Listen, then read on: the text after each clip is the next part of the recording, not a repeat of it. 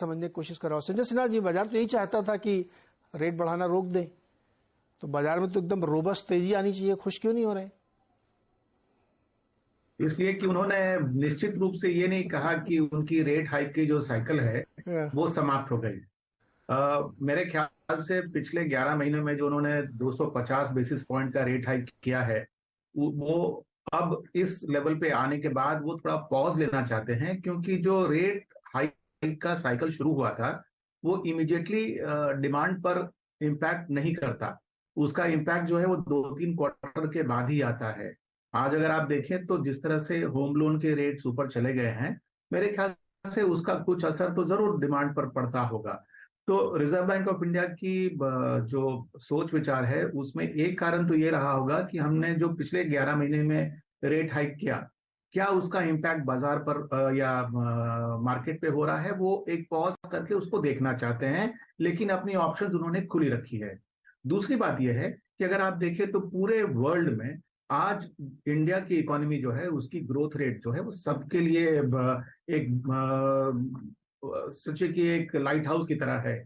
और पिछले पॉलिसी में उन्होंने जब जीडीपी ग्रोथ रेट की अनाउंसमेंट की थी, उससे इस पॉलिसी में उन्होंने उसको 6.5% कर दिया।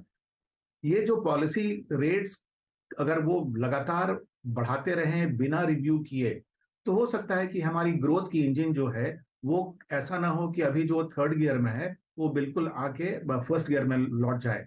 तो वो जो एक फाइन बैलेंस है ग्रोथ और इन्फ्लेशन को साथ में लेके चलने का, मेरे ख्याल से ये भी एक उनके पृष्ठभूमि में रहा होगा कि उन्होंने इस तरह का डिसीजन लिया है।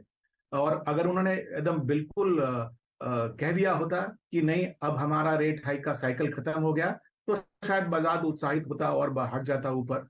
लेकिन चूंकि उन्होंने साथ ही साथ ये कहा कि वो जो अकोमोडेशन का स्टांस है वो नहीं बदल रहे हैं। और जैसा कि जोशी साहब ने भी कहा, अगर आप देखें तो शॉर्ट टर्म रेट्स पर हाँ इस लिक्विडिटी का बहुत बड़ा असर पड़ता है। जहां बाजार में लिक्विडिटी कम होती है, शॉर्ट टर्म के रेट्स ऊपर भाग जाते हैं।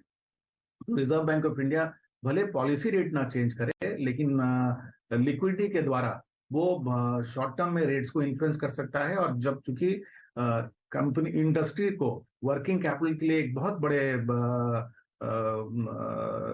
क्रेडिट की जरूरत पड़ती है, और अगर उसका रेट अगर ऊपर जाता है तो उसका भी असर डिमांड ग्रोथ पे हो सकता है और उसका असर इन्फ्लेशन पर भी हो सकता है। ओके, अनसर्टेन सिचुएशन में एक